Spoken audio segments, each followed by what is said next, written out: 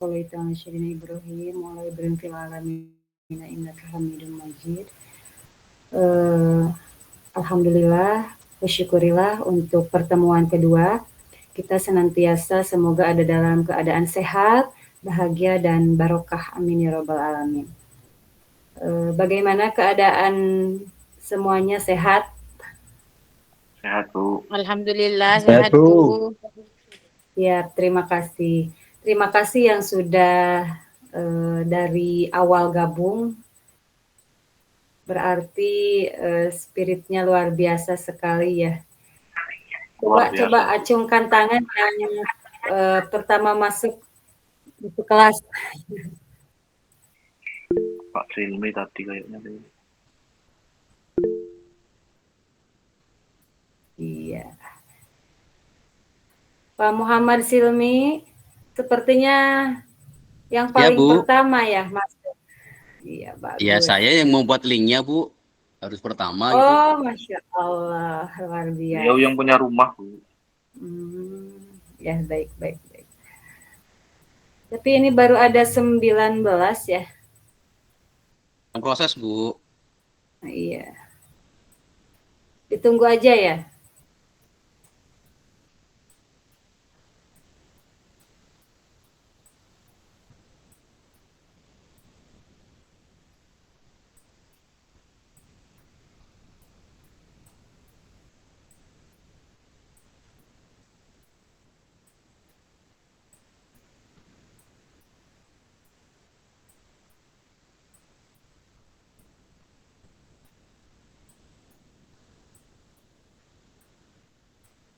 Bu Rohima, sehat? Sehat, Ibu. Ibu juga sehat? Alhamdulillah, syukurillah. Sehat, Sami. Mana lagi? Iya, Bu Ani. Oke.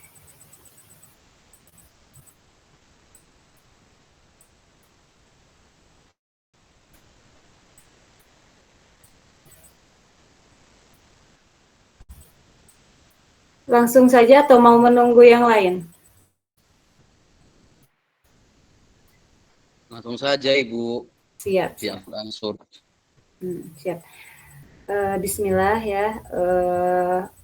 Kita ngobrol-ngobrol dulu aja ya. Jadi kedengaran tidak? Terdengar, Ibu. Dengar, Bu. Siap.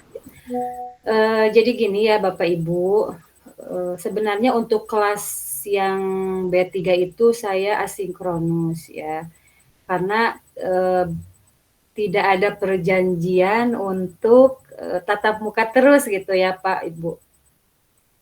Jadi tidak ingin konsisten aja dan komitmen gitu ya. Jadi kalau misalnya kemarin kontrak belajarnya fleksibel, oke, gitu. Terus kalau kemarin kan kita semangatnya itu tatap muka gitu. Jadi kalau misalnya saya bilang sama dengan yang lain harus asinkronus, berarti saya melanggar dong sama perjanjian yang kemarin gitu. Jadi sebenarnya saya cek-cek di LMS itu sudah komplit ya Bapak Ibu. Jadi ada sharing session atau diskusi online juga, terus ada presensi kehadiran, dan ada tugas-tugas yang harus dinilai oleh saya nantinya ke depan.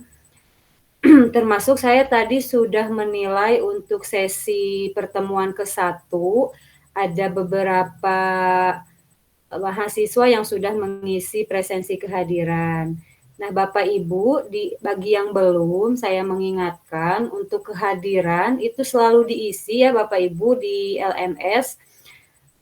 Dan juga punten untuk materi itu dibaca. Karena kelihatan ya Bapak Ibu, jadi ada yang materi segitu banyaknya cuma 5 detik dibacanya gitu. Oh, jadi Masya Allah sekali, baca cepat banget gitu Bapak Ibu. Saya lihat gitu ya. Terus ada yang 5 menit, ada yang memang 5 detik membaca PowerPoint atau membaca apa namanya materi itu secepat kilat gitu ya. Jadi kelihatan ya, oh ya luar biasa sekali. Dan saya sudah menilainya juga gitu ya di sebagian tadi udah saya lihat gitu. Dan bagi yang belum tolong diisi. Jadi walaupun sinkronus tetap aja di LMS itu presensi kehadiran itu dilihat gitu, harus diisi dan juga materinya juga harus dibaca gitu. Jadi kalau misalnya kita isi LMS terus misalnya tatap muka juga, sinkronus juga, jadi Bapak Ibu memang double gitu ya, double kuliah, tapi tidak apa-apa, emang normalnya itu kita itu lebih hikmat memang tatap muka. Tapi kemarin waktu pelatihan dosen atau pelatihan tutor itu dianjurkan untuk sinkronus itu awal dan akhir. Tapi itu terserah juga kontrak belajar antara mahasiswa dan dosen. Kita kan kemarin ada perjanjian untuk selalu tatap muka gitu ya, seperti sinkronus gitu. Tapi tetap saja di LMS itu tidak bisa mengurangi absensinya, harus diklik, terus dibaca juga, karena terlihat gitu ya, terlihat sebagaimana sejauh mana Bapak Ibu itu melihat LMS gitu. Jadi terlihat mana sih yang aktif, yang suka membuka gitu ya. Mana yang aktif membaca gitu. Itu akan menjadi nilai tambah dari Bapak Ibu gitu. Jadi kalau misalnya belum mengisi kehadiran dan belum membaca modul itu, kelihatan juga, jadi Bapak Ibu tidak akan bisa saya tilai gitu. Awalnya saya udah B4 mau tilai saja semuanya, saya kasih 100 gitu ya, berat gitu. Ternyata pas diklik, oh gak bisa gitu ya, gak bisa. Terus ada juga kan saya nantinya subjektif gitu, oh masa sih yang bacanya 5 detik sama yang bacanya 5 menit, saya kasih 100, berarti kan sistem itu membaca loh ibu bapak ya, membaca. Kenapa kok ini ibu dosen masa dikasih 100 semua, padahal kan terdeteksi juga. Sebenarnya kalau saya bicarakan ini gak butuh, kayaknya aplikasi ini gak butuh dosen deh. Soalnya kan oleh sistem aja udah kelihatan, cuman mungkin dosen itu submit juga mengarahkan dan menambahkan materi gitu. Idealnya gitulah, kita mah bicara fakta aja ya Bapak Ibu sebenarnya gitu. Jadi tugas saya cuman, oh ini udah membaca, aktif tidak, terus misalnya kalau misalnya ada tambahan tugas, berarti saya menambahkan gitu. Seperti kelas B4 ini kan misalnya pada aktif semua, berarti nilainya nggak mungkin dong saya kasih sedikit gitu. Walaupun membaca bukunya 5 detik secepat kilat, masa saya kasih 20 gitu nilainya, kan nggak etis gitu ya, nggak serak aja gitu. Apalagi ini kita kan mahasiswa cyber gitu, jadi bagaimana ngasih nilainya gitu. Memang yang lain juga pada itu ya terserah dosen ya mau ngasih nilai berapapun gitu. Entah saya nilainya kebesaran atau apa, tapi saya biasa ngasih nilai itu ya yang gemuk-gemuk lah nilainya gitu. Nah gitu ya Bapak Ibu ya, jadi kita apa namanya, kedepannya sepertinya fleksibel aja ya gitu, antara sinkronus dan asinkronusnya gitu. Gimana pendapatnya mengenai itu aja dulu? Siap, Bu. Gitu ya. Terus kan Amin awak naik Bu. iya betul gitu ya. Orang itu aja, Mas. Nanti misalnya kan ada Ibu PJ ya. Jadi ini list dari mahasiswa. Misalnya list dari mahasiswa sekian persen, 70% ingin sinkronus, oke, misalnya gitu. Cuman yang mau saya tanyakan, kita sharing aja ya Bapak Ibu. Biasanya nyamannya, yang nyaman Bapak Ibu nyaman dalam perkuliahan cyber ini, untuk tugas mandiri biasanya itu di LMS langsung atau bagaimana ya? Soalnya kemarin tidak secara apa istilahnya, tidak secara detail menjelaskan dari pihak kampusnya gitu.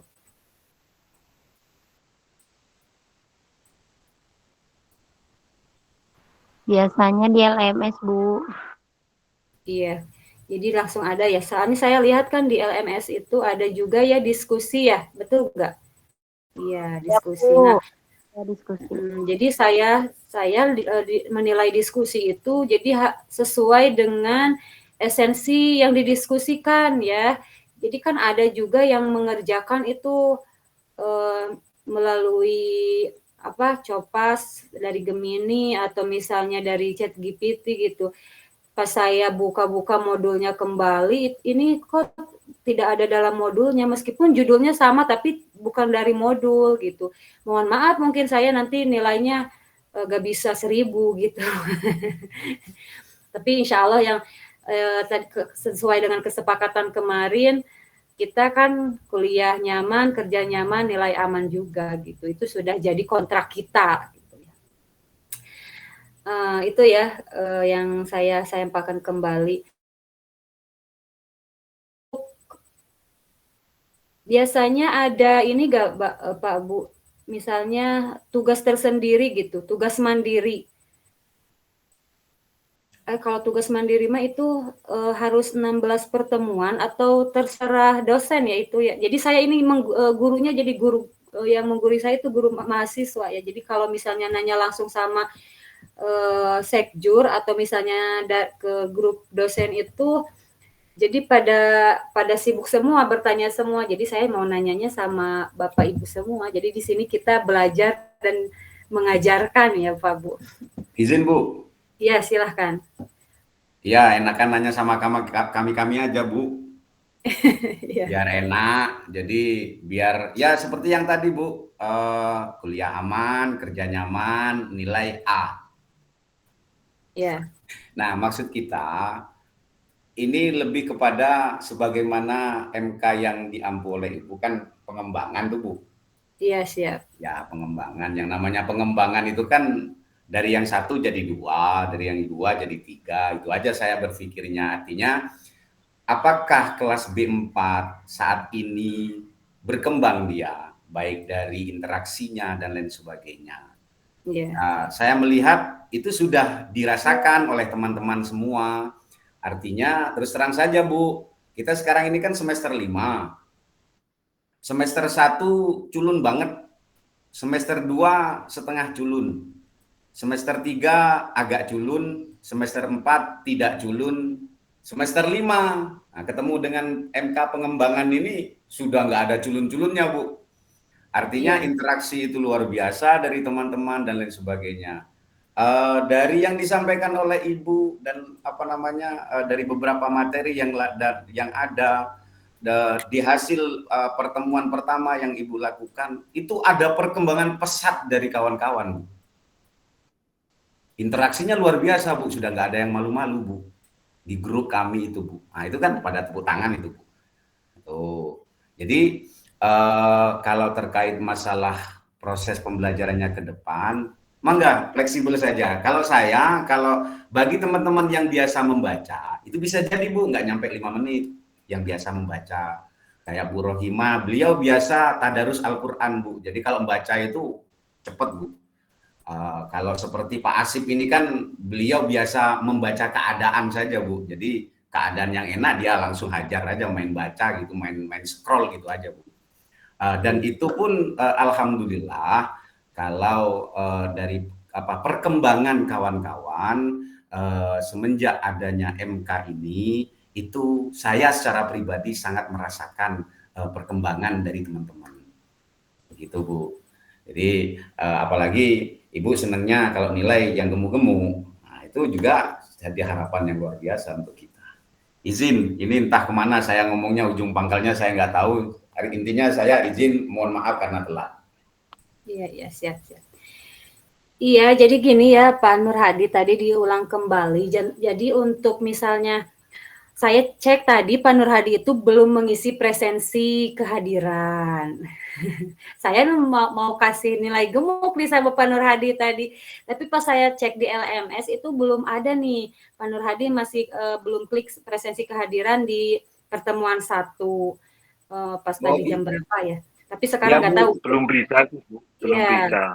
Saya belum bisa menggunakan pilar dengan baik Bu. Dan kemudian kebetulan di sini apa namanya, sering mati lampu, Bu. Sinyal Iya, sering betul. hilang. Agak manja pilar itu, Bu. Iya. Ya betul sekali. Terus kan dibuka di handphone itu gak mendukung gitu. Jadi ada beberapa menu yang memang tidak bisa muncul kalau di handphone. Jadi harus tetap misalnya pakai tab atau misalnya pakai laptop gitu. Saya juga pingin tanya seperti itu, apakah nyaman gitu mahasiswa memakai LMS tersebut. Terus soalnya kan tadi yang mengisi daftar hadir itu baru beberapa orang, terus yang membuka materi dari saya dari kampus langsung juga baru beberapa orang. Bahkan saya sudah menilai beberapa orang juga seperti Pak Lukmanul Hakim. Ada kan Pak Lukmanul Hakim di sini? Kan saya udah kasih nilai misalnya tuh. Ada beberapa orang yang memang sudah saya kasih nilai. Jadi yang saya kasih nilai itu yang sudah mengerjakan sudah mengerjakan diskusi, menjawab diskusi dan juga sudah membaca modulnya. Baru saya nilainya. Diusahakan Bapak Ibu itu misalnya kalau lagi bagus nih sinyalnya mendukung, udah aja cek absennya langsung masuk, diklik terus baca modulnya, walaupun tadi secepat kilat ya, ada yang 5 detik baca modul gitu ya, silakan gitu ya. Saya mengerti biasanya itu, Bu. Ya, saya mengerti juga, gak apa-apa sih kalau misalnya paham, apalagi di sini ada ustadzah juga kan biasanya baca cepatnya itu sudah luar biasa gitu. Nah, jadi silahkan, yang penting aplikasi itu sudah terbaca sehingga dosen itu langsung bisa menilai gitu. Fleksibel sebenarnya dari saya gitu. Cuma coba, nanti Bu, saya kasih nilai. Saya sudah ngisi presensi, Bu. Ya, apa? Nah, jadi kayak gitu ya Pak Nur Hadi, walaupun misalnya kita ini sinkronus, tapi tetap yang di LMS itu harus diisi daftar hadirnya. Yang kemarin jangan lupa yang pertemuan 1 sama pertemuan 2 gitu. Jadi begini, Bu, terkait LMS, izin rekan-rekan semuanya ya, Bapak Ibu semuanya, terkait LMS, memang kebetulan kemarin kami ada sebagian kawan-kawan, termasuk Pak Zainal Arifin, Bapak Muhammad Silmi Kafah, dan kawan-kawan yang lainnya, termasuk Bapak Muhammad Amin, itu sempat membedah bersama terkait dengan pilar tersebut. Karena kebetulan itu perintahnya asinkronus, tapi tetap kawan-kawan ada sebagian yang dari ketidaktahuannya ingin membedah. Karena ternyata kami itu ketika melihat aplikasi pilar, karena kami kan biasanya yang instan tuh, Bu. Wes pokoknya next finish selesai kan gitu aja kan, Bu. Nah, tapi ternyata kami yang kepencet itu finishnya duluan. Jadi akhirnya nggak terbaca, Bu. Oh gitu, siap. Finish duluan karena terus terang terkadang ada yang kawan pakai HP, ada yang pakai laptop. Yang pakai laptop ternyata jaringannya tidak memadai, begitu. Oh iya. Contoh seperti saya, alhamdulillah baru ya terima kasih diingatkan karena belum isi presensi. Nah, presensi yang seperti tadi itu rata-rata kawan-kawan di WA grup ini ada yang bisa buka, ada yang nggak bisa buka dan lain sebagainya. Jadi untuk terkait nyaman dan tidak nyamannya pilar ini, bagi kami, saya secara pribadi tapi Bu, rata-rata kawan-kawan tetap karena ini adalah pertama, jadi agak kaget gitu ya. Saya hanya mikirnya yang kaget itu adalah ribuan mahasiswa dan ratusan dosen. Nikmati saja, begitu saya hanya mengatakan demikian. Itu, Bu. Iya. Ya, memang susah diakses kalau misalnya bareng-bareng gitu, tapi cuman mungkin lagi perbaikan. Kalau kata Pak Nur Hadi mah jadi lagi pengembangan. Itu kan salah satu dari media ajar kita gitu ya. Betul. Jadi LMS ini salah satu media untuk lebih moderat ke depannya, untuk lebih tercyber banget gitu.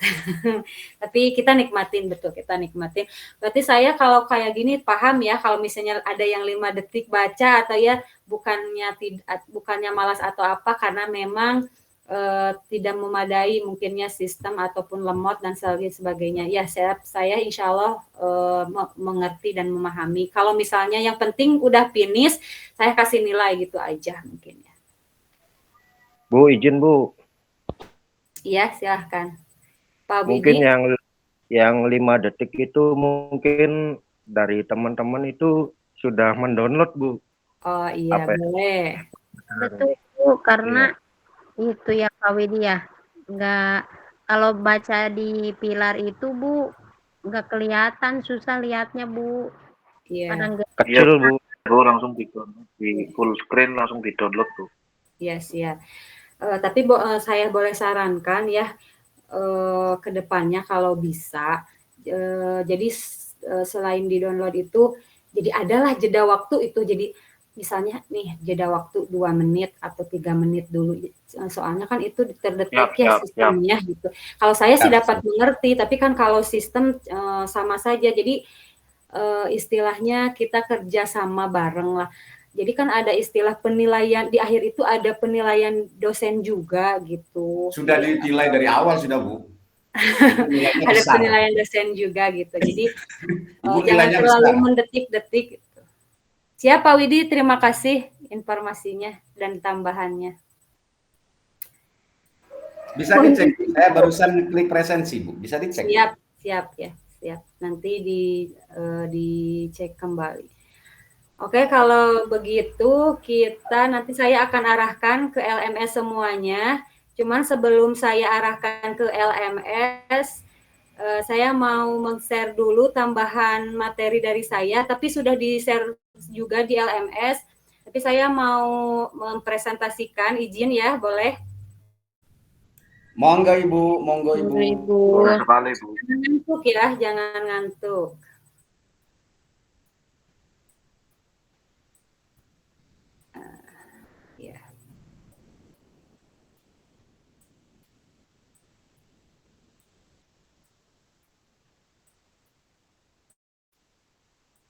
Sudah kelihatan?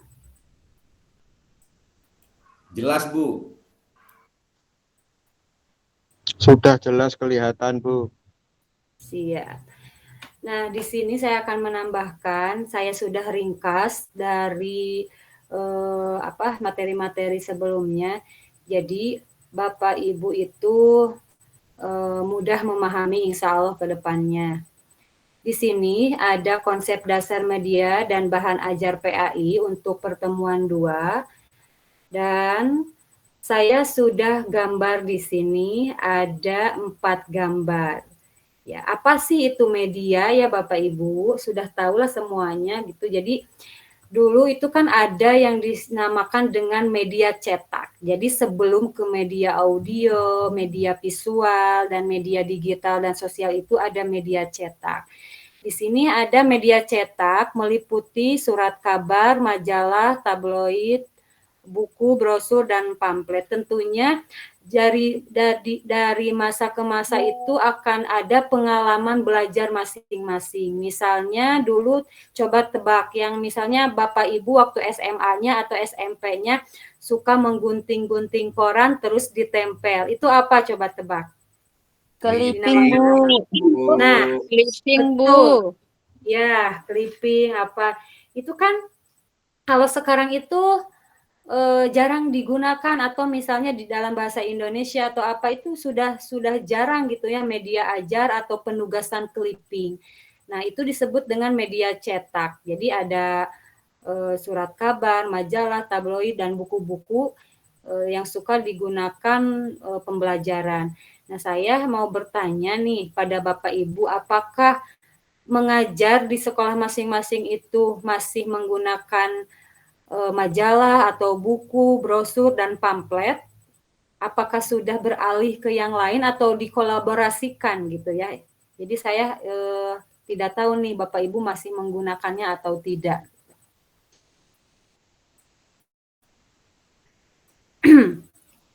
Dan selanjutnya di sini ada media audio, ya. Ada siaran radio, rekaman suara atau podcast. Ya kalau podcast itu memang sekarang itu masih jadi tren ya, malah dimodernkan. dulu kan misalnya surat kabar, apalagi zaman penjajahan ya Bapak Ibu, itu juga katanya gitu kan dari baca sejarah. Jadi kalau misalnya ada pengumuman, ada deklarasi atau misalnya ada undang-undang, itu lewat radio dan rekaman suara yang dikirimkan pada rakyat Indonesia gitu ya. Atau misalnya ada radio tentang kalau misalnya di Sunda mah ada cerita-cerita dari Kabayan, itu kan dari radio. Dan sekarang juga kalau anak-anak sekarang atau peserta didik sekarang, kalau misalnya kita sedang radioan, suka senyum-senyum sendiri, wah jadul banget masih ada radio gitu. Padahal kan mendengar radio atau daripada misalnya melihat YouTube itu sebenarnya asikan radio. Jadi kenapa asikan radio? Karena kan kita tidak tahu mau apa nih radio nanti ke depannya. Jadi random gitu. Yang tadinya dangdutan atau misalnya terus ke cerita, ke stand up comedy dan yang lainnya. Nah, ini juga disebut dengan media ya Bapak Ibu. Jadi seiringnya zaman itu dari media cetak, media audio, itu jadi selalu ada perkembangan gitu. Dan selanjutnya di sini ada media visual, gambar, bagan grafik, poster, peta foto atau diagram. Apa sih bedanya media visual dengan media cetak? Kan sama kan, itu ada gambar, ada apa. Cuma bedanya ini tidak dicetak mungkin ya, tapi bisa dicetak dan juga bisa dipangpangkan dalam kolaborasi dengan elektronik. Misalnya kalau di sekolah Bapak Ibu ada Infokus, itu kan disebutnya Infokus itu apa? Media visual yang memang itu menjadi alat bantu pada bahan ajar Bapak Ibu gitu. Dan selanjutnya ada media digital dan sosial. Di sini media digital dan sosial itu ada elektronik dan virtual dan juga di media sosial ya, seperti laptop, televisi itu sudah digital ya, jadi di era 4.0. Untuk era 5.0-nya atau 6.0-nya itu jadi masuk pada media sosial gitu. Jadi ada Bapak Nur Hadi, Bapak Silmi yang suka misalnya Facebookan, yang suka TikTokan, mencari informasi media pembelajaran, itu dari media digital dan sosial. Misalnya kalau dulu misalnya kalau mau mengajarkan praktek sholat, Bapak dan Ibu guru yang misalnya mempraktekkan tersendiri secara langsung. Nah, kalau sekarang kan ada media sosial, media digital bisa diakses dari sana gitu. Jadi zaman ke zaman itu akan ada perkembangannya. Untuk kedepannya kita itu harus bisa menyeimbangi gitu. Jadi jangan ada istilah kata ya udahlah itu mah zaman kamu, nah zaman Bapak ini kayak gini, gak bisa gitu. Selama kita masih hidup, selama kita masih berkontribusi di dunia pendidikan, kita harus bisa mengimbangi pengembangan media atau ya seperti itu. Nah, selanjutnya ini ada konsep dasar media pembelajaran PAI. Media pembelajaran PAI, segala alat atau bahan yang digunakan dalam proses penyampaian materi, nilai, dan praktik keagamaan Islam. Tujuannya untuk apa? Untuk mempermudah transfer ilmu, membuat materi lebih mudah dipahami, menarik, dan interaktif. Ya. Kalau misalnya zaman milenial itu sukanya itu media audio ya. Jadi sukanya itu kalau ditelusuri zaman milenial itu anak-anak milenial itu sukanya media audio. Nah, dengan perkembangan zaman media audio itu sudah tidak diminati. Sekarang sukanya media digital ya Bapak Ibu. Apalagi fase atau anak-anak alfa sekarang itu sukanya media sosial dan media digital. Jadi jangan terus-terusan sering menggunakan media audio. Jadi pada zaman ke zaman itu ada tahapannya. Karena kan ada keterangan harus sesuai, mengajar itu disesuaikan juga dengan perkembangan zaman. Nah, untuk selanjutnya di sini ada konsep dasar bahan ajar. Tidak lepas, kenapa saya gambarnya seperti ini? Perlu digarisbawahi, apapun bahan ajarnya, apapun sumbernya, terus berkembang medianya berkembang sejauh mana atau bahan ajarnya sejauh mana, tetap dasarnya pendidikan agama Islam itu dari Quran dan hadis ya, dari Quran dan hadis gitu. Jadi bahan ajar PAI ini adalah seperangkat materi yang disusun secara sistematis dan komprehensif untuk mendukung proses pembelajaran PAI gitu ya. Jadi kurikulum yang diajarkan yang dapat berupa buku teks, modul atau lembar kerja. Tapi tetap kita tidak lepas dari Al-Quran dan hadis gitu ya, konsep dasar atau bahan ajar PAI-nya. Jadi kita selalu hubungkan misalnya sejarah Islam atau tentang disiplin ilmu, akhlak kepada Bapak Ibu guru bagaimana nanti ketika mengajarkan di kelas, walaupun kita menyetel video atau menyetel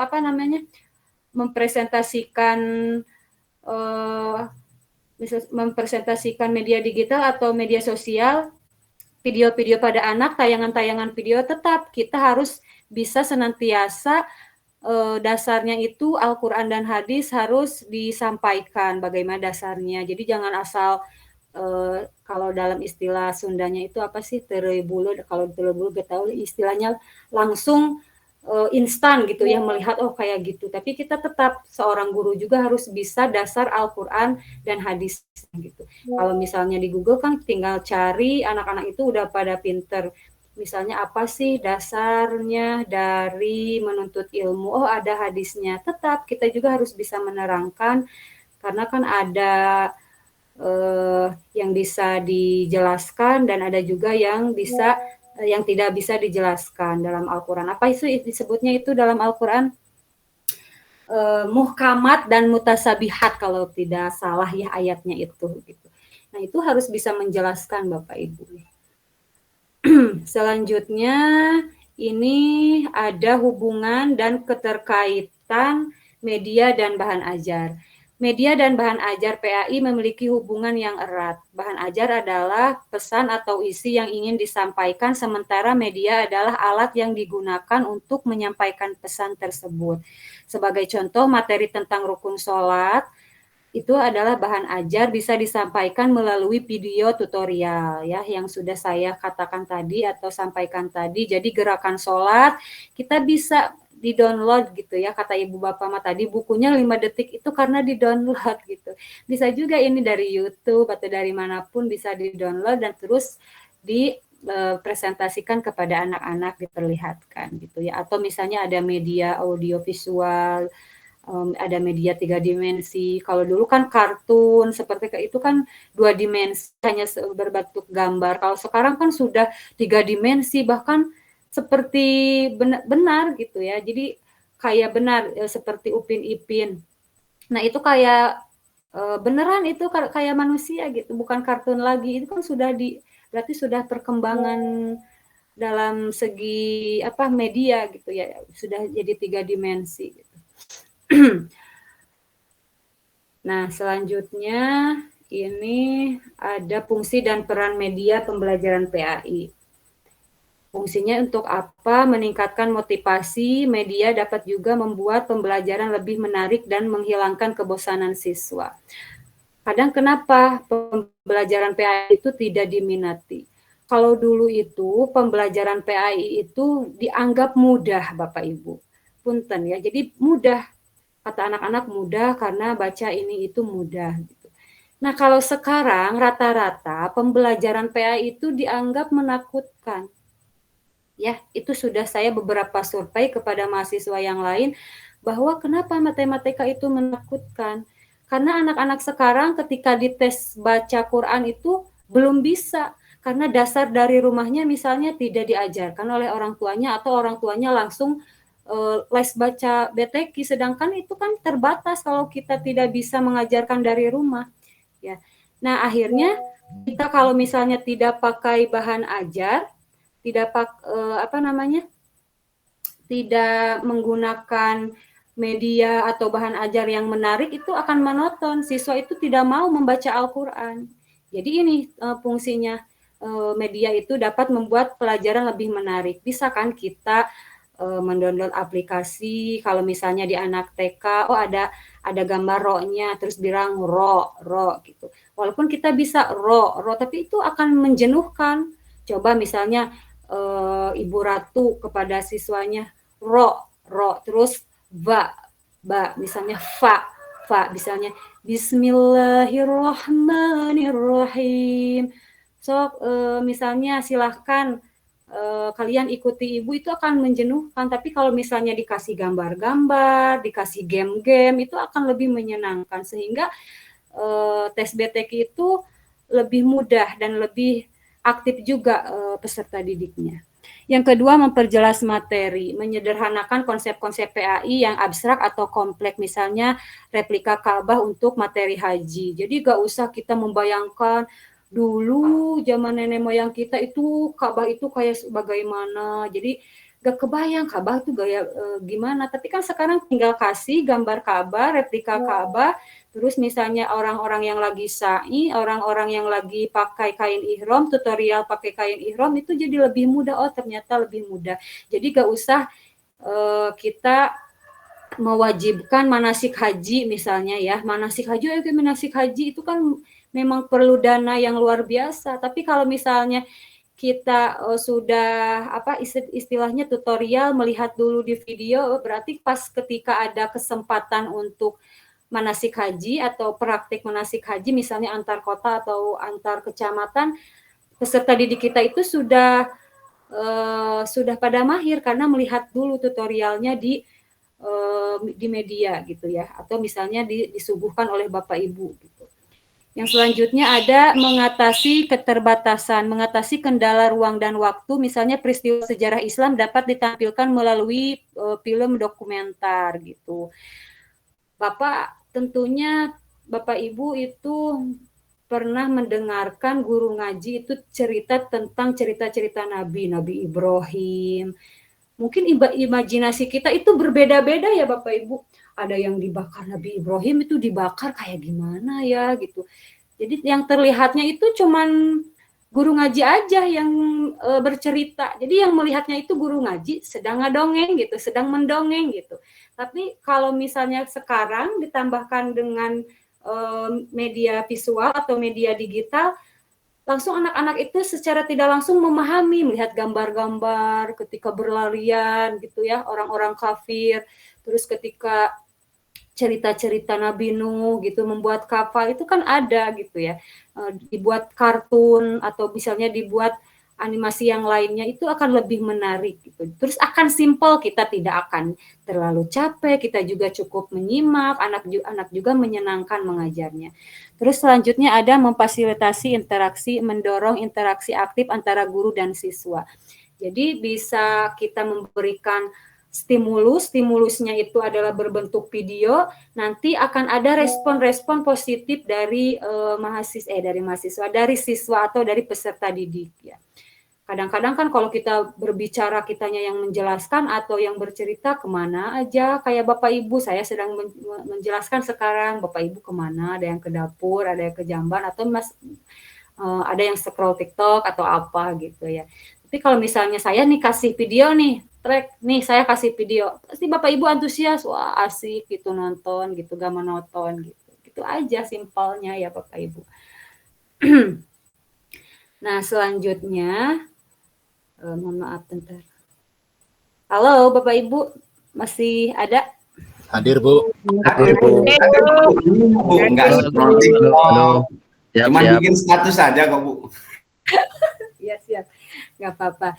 Nah nanti ya kita face to face-nya nanti ya. Sekarang menikmati dulu nih PowerPoint ya, husu dulu nih, mode husu ya. Nah sekarang di sini ada bahan ajar. Nah bahan non cetak, ada bahan ajar cetak, ada bahan ajar non cetak, dan ada prinsip pengembangan dari bahan ajar itu bisa dibaca dulu ya, silahkan disimak. Nah, ini relevansinya, materi harus relevan dengan standar kompetensi dan kompetensi dasar yang ditetapkan. Dan juga materi yang diajarkan harus konsisten dengan tujuan pembelajaran. Materi yang disajikan harus cukup untuk membantu siswa atau peserta didik mencapai tujuan belajar. Di sini juga ada bahan ajar PAI harus berlandaskan pada sumber-sumber utama ajaran Islam.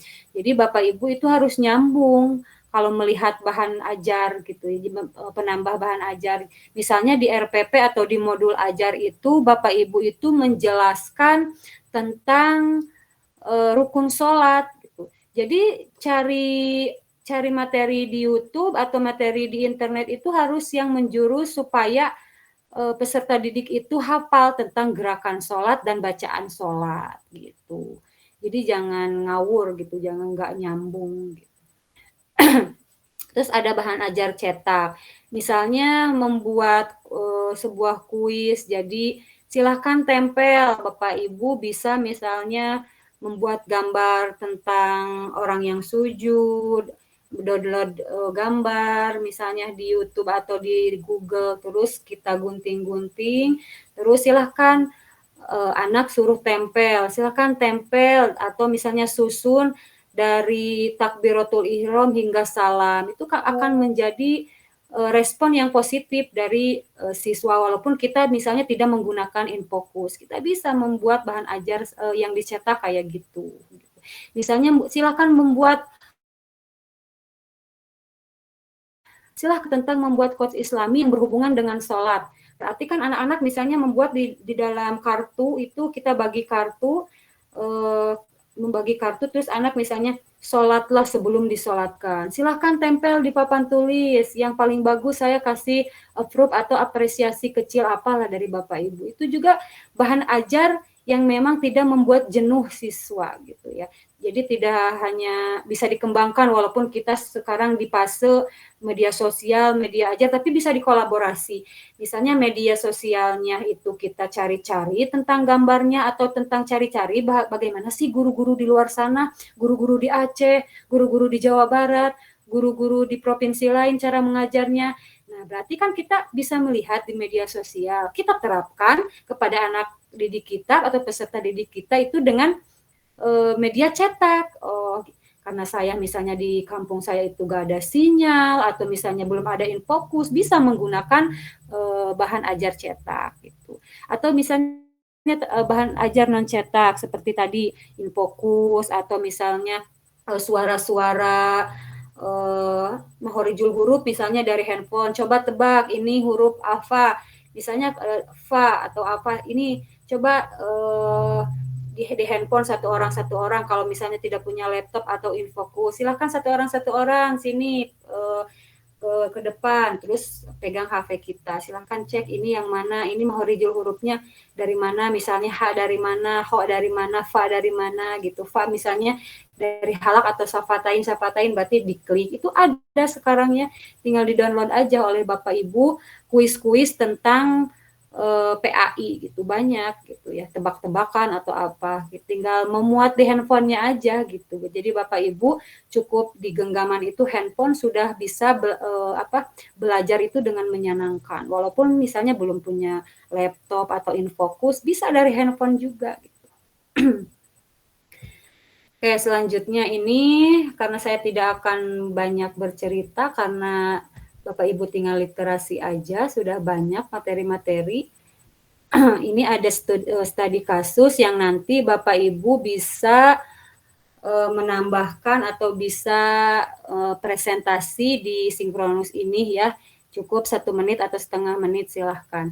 Di sini ada seorang guru PAI di SD menghadapi tantangan dalam mengajarkan materi akhlak seperti adab terhadap orang tua dan guru. Guru tersebut sering menggunakan metode ceramah dan buku teks yang monoton, yang mengakibatkan siswa bosan, kurang fokus, dan sulit menginternalisasi nilai-nilai tersebut. Jadi karena terus-terusan ceramah, gurunya jadi monoton. Pas ditanya, tadi Bapak Ibu menjelaskan apa ya? Gak tahu, lupa, ngantuk, dan sebagainya. Pokoknya anak-anak sekarang itu agak-agak berbeda gitu. Jadi kalau misalnya dikasih ceramah udah lupa. Kayak wajan atau kayak katel gitu ya, masuk dari kanan keluar dari kiri. Terus pintar-pintar lagi karena mungkin sudah MBG. Jadi pintar-pintar kalau ngejawab guru itu memang dapat dimengerti gitu ya. Idealis banget gitu ya. Walaupun anak TK sekarang udah bisa kritis gitu ya. Nah, jadi saya simpulkan saran untuk Bapak Ibu harus bisa memahami dan terus berinovasi dalam memilih serta mengembangkan media dan bahan ajar agar pendidikan agama tidak hanya menjadi kewajiban, tetapi juga pengalaman belajar yang menginspirasi dan membentuk karakter siswa.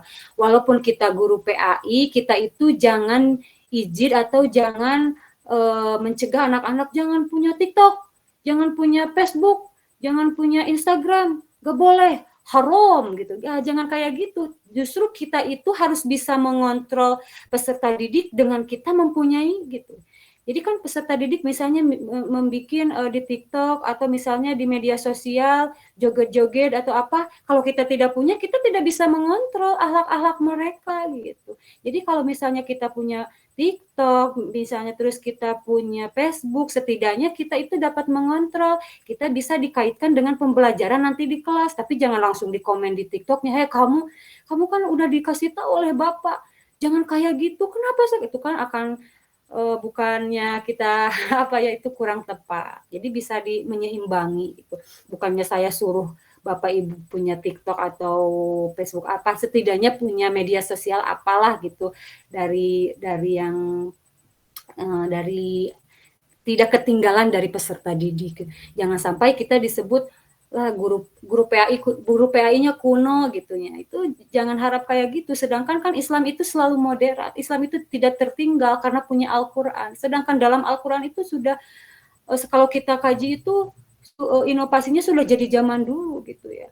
Tinggal kita mengembangkan. Walaupun kita guru PAI, silahkan kita harus lebih modern gitu ya. Harus lebih apa istilahnya? Lebih berinovasi pada media sosial gitu. Jadi ketika kita misalnya dengan anak-anak, wah Bapak pasti guru PAI mah gak tahu nih kemarin nih Persib juara nih. Kata siapa? Walaupun guru PAI gitu, saya tahu Persib. Misalnya kalau orang Bandung Persib juara, kalau orang Jakarta Persija juara gitu ya. Kalau orang Malang apa gitu ya silahkan gitu. Hidup Persib. Ya betul. Jadi nyambung sama walaupun guru PAI asik juga nih Bapak, asik juga nih Ibu gitu ya. Ternyata tahu gitu, walaupun kita perempuan gitu. Misalnya kita ngajar di SMK anak teknik gitu. Kalau misalnya mereka ngobrol-ngobrol tentang motor atau apa, kita tahu karena kita sudah melacak nih anak-anak, oh sukanya gini, saya akan sambungkan nih dengan pelajaran PAI. Jadi asik mereka kalau gitu. Gak tahu Ibu mah tentang motor, lagi pula yang penting kalian itu sholat, kalian itu puasa, kalian itu zakat, menjaga akhlak, itu tidak akan diterima oleh anak-anak sekarang gitu Pak ya gitu. Saya ketinggalan kuno gitu. Nah gitu. Nah saya nanti juga akan menanya Bapak Ibu bagaimana tanggapan Bapak Ibu mengenai studi kasus ini gitu. Ya Bapak Ibu. Silahkan ini jadi Bapak Ibu silahkan mau siapa yang minat aja lah untuk menanggapi tentang guru PAI yang menggunakan metode ceramah atau buku teks yang monoton sehingga tidak ada respon yang positif atau kurang fokus peserta didik untuk belajar dan sulit juga untuk memahami apa sih yang diajarkan Bapak Ibu itu. Nah, baik itu ya mungkin yang hanya saya dapat sampaikan, walaupun kurang asik, silahkan Bapak Ibu bisa, apalagi yang public speakingnya yang public speakingnya bagus, silahkan dikembangkan gitu. Kalau saya public speakingnya kurang bagus. Bagus. Apalagi pas tadi Ibu baca Bismillahirrahmanirrahim itu bagus. Kayaknya Ibu pernah ikut MTQ lah kayaknya. Waktu zaman di dalam kandungan kayaknya. Nampak kan, Ibu itu juara 1 MTQ di tingkat kecamatan. Ya, amin. Iya, gitu. Jadi gimana? Kalau modul yang tadi dia bisa di-share langsung di grup. Di grup, oke, saya share. Terus di LMS juga saya sudah di-share, dicantumkan. Di LMS ada, mau di grup saya nanti juga akan kasih. Gambar kopi doang yang di LMS itu, Bu. Masa?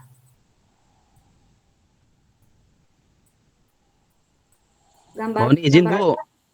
Iya, silahkan. Biasanya kami kalau ada tugas dari dosen, baik itu diskusi maupun membaca materi atau mengerjakan soal, itu Ya. ada pemberitahuan di WA kita. Jadi untuk kedepannya kami mohon sama Ibu, nanti apapun sekiranya ada tugas, itu ada semacam instruksi yang bisa kami baca di WA, Bu. Jadi tidak tertinggal kita ketika ada tugas yang mana tahu ada deadline-nya juga gitu kan. Siap, ya. Nah, jadi enak nanti kita sama-sama kawan-kawan pada tahu, insya Allah pada mengerjakan. Itu Ya, usul saya, siap. Bu. Siap, bagus Pak Silmi. Jadi lebih langsung ya kalau gitu, tidak buka dulu LMS atau apa. Siap. Terima kasih. Yang lainnya mau menjelaskan yang tadi studi kasus dari saya, silahkan. Ibu Sri.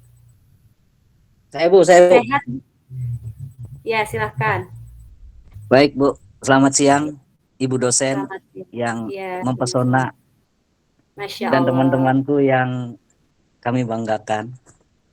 Amin. Baik, menanggapi tadi ya Bu ya, Amin, sehat semuanya. kasus yang tadi di materi, menurut saya beberapa orang banyaklah melakukan hal yang sama saya rasa. Metode ceramah di dalam kelas, artinya masih banyak sekali guru-guru itu menggunakan metode ceramah di dalam kelas tersebut, Bu. Nah, termasuk saya sendiri, saya juga pasti tidak akan meninggalkan metode ceramah tersebut. Hanya saja saya dari kasus tersebut, Bu, saya rasa saya bisa menggabungkan dengan yang program apa namanya pembelajaran PBL itu, Bu. Apa namanya? Problem based learning sama PJBL, project based learning ya. Artinya kalau kita menggunakan PJBL atau PBL itu, Bu, anak-anak juga akan akhlak itu akan tersalurkan. Contoh kasus. Saya menerapkan program ini, misalkan saya menerapkan pembelajaran ini pada sekolah saya ketika materinya adalah akhlak. Iya. Kita membuat proyeknya adalah kita mengajar di kelas-kelas itu menggunakan misalkan, ayo anak-anak teman-teman dalam satu waktu mereka itu harus berjamaah sholat duhur, Bu. Artinya ini saya pantau dengan proyek tersebut, Bu. Saya kasih absennya, setiap kali jamaah dia menceklis absen tersebut, dan setiap kali tidak berjamaah ya akan ketahuan gitu. Dan saya ketika waktu duhur ya saya akan keliling kelas ke yang saya ajar itu, dan itu lebih efektif juga dibanding metode ceramah itu, Bu. Artinya akhlak ini akan terbentuk dengan jamaah duhur tersebut, Bu. Saya rasa semua sekolah mempunyai tempat ibadah lah, Bu lah. Artinya masjid atau musola. Nah, ini yang membuat saya bahwasanya metode ceramah itu bisa tergeser dengan PBL dan PJBL itu, Bu. Iya. Saya rasa itu, Bu.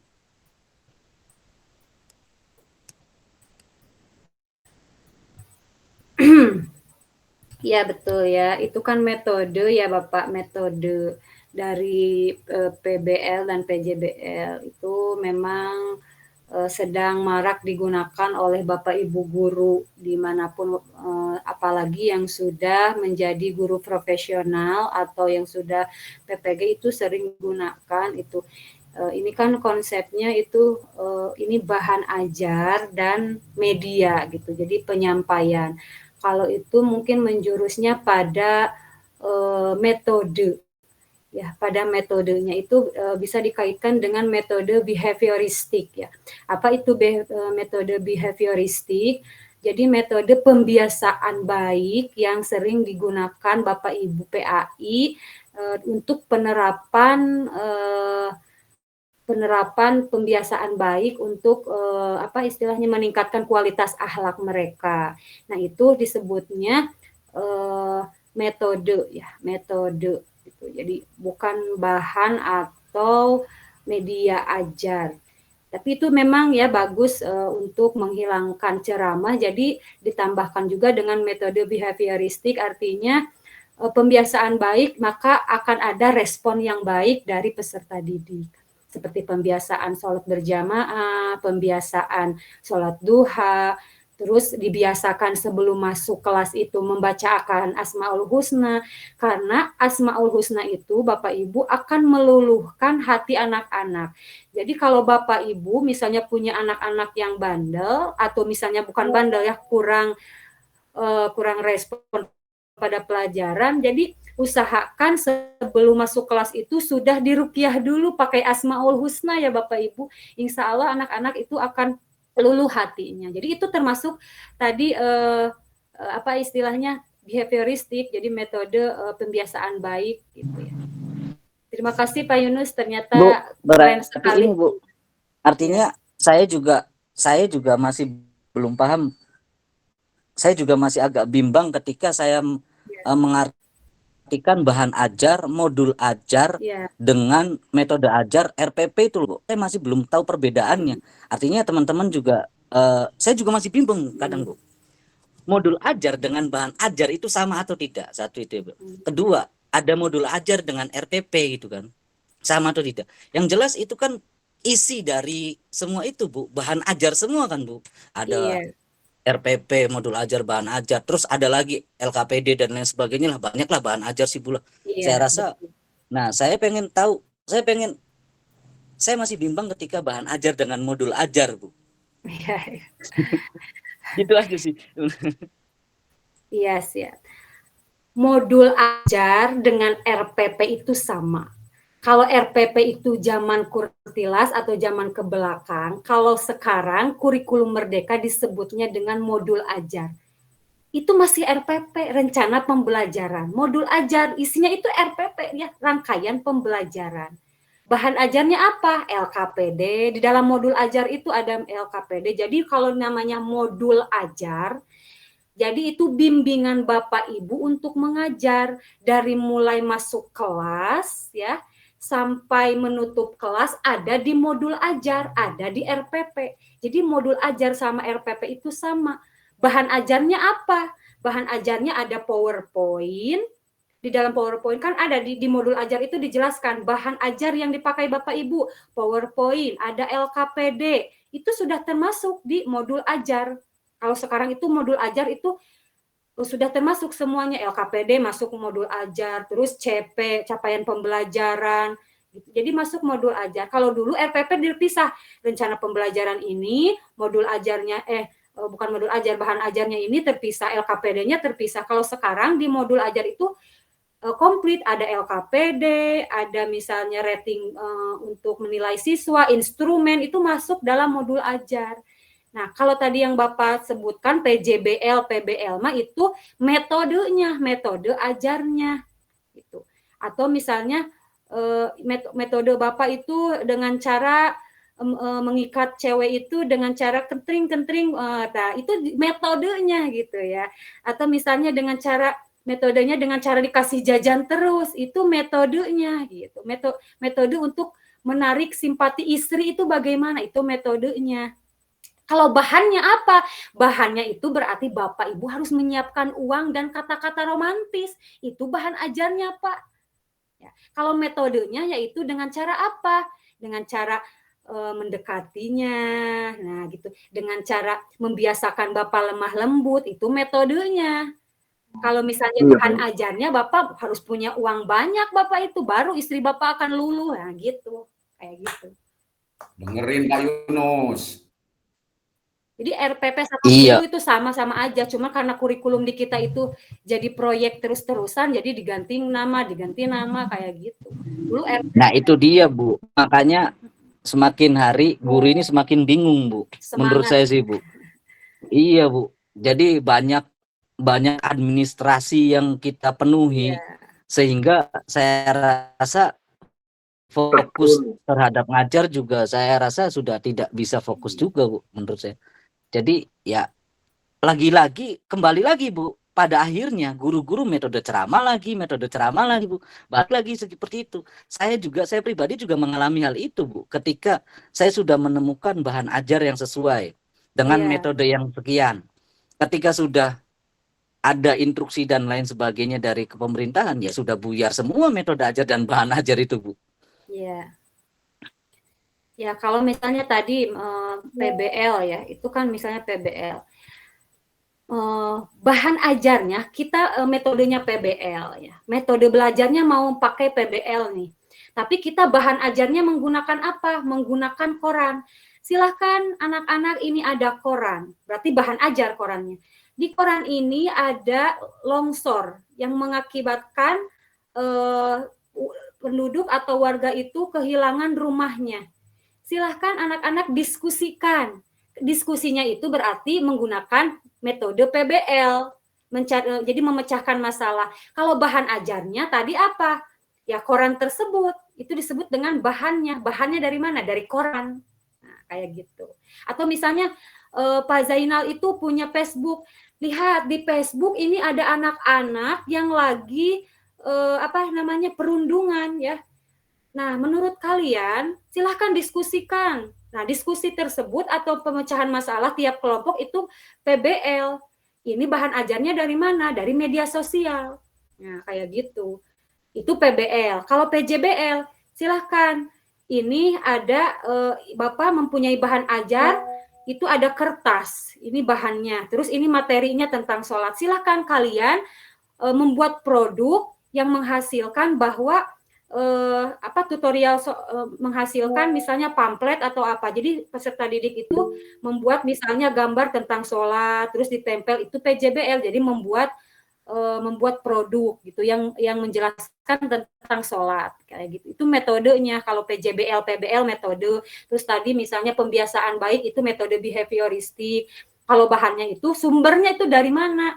Bahannya dari mana? Dari media atau dari koran atau misalnya dari buku yang di perpus itu bahan ajar bahannya.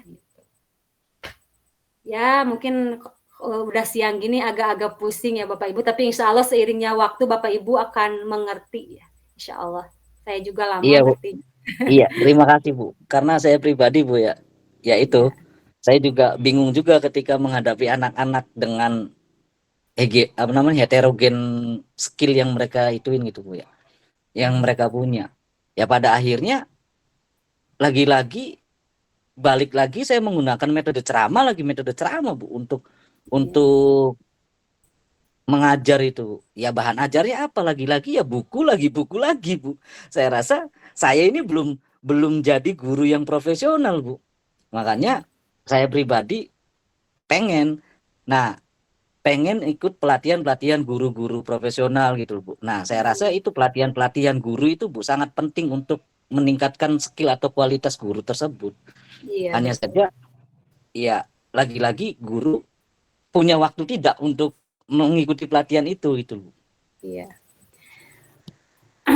Intinya Bapak Ibu itu mengajar itu utamakan mentalnya itu harus bahagia dulu aja.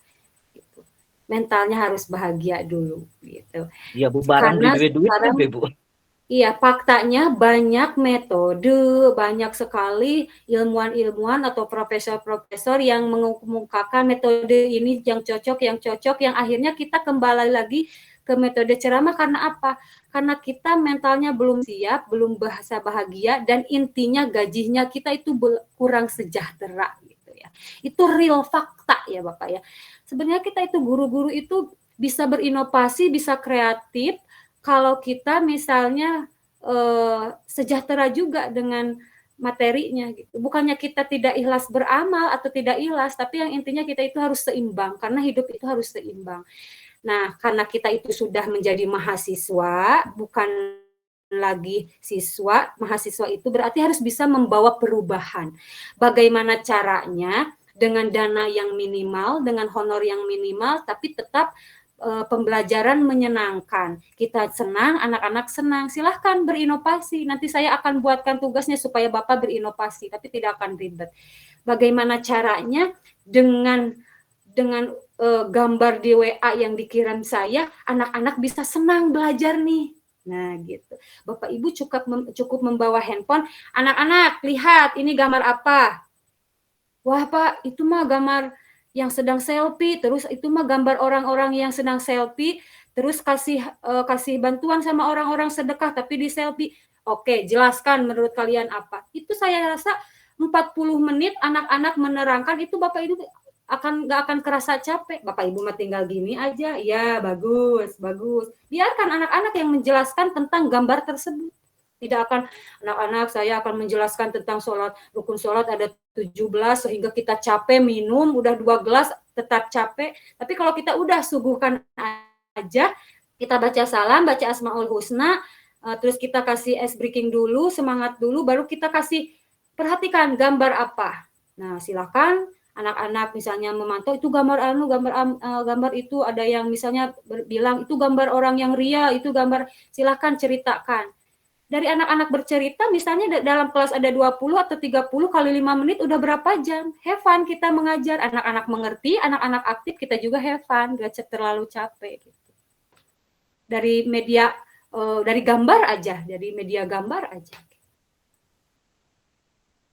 Itu pendapat saya, tapi kalau di lapangan memang suka ada banyak problem lagi gitu.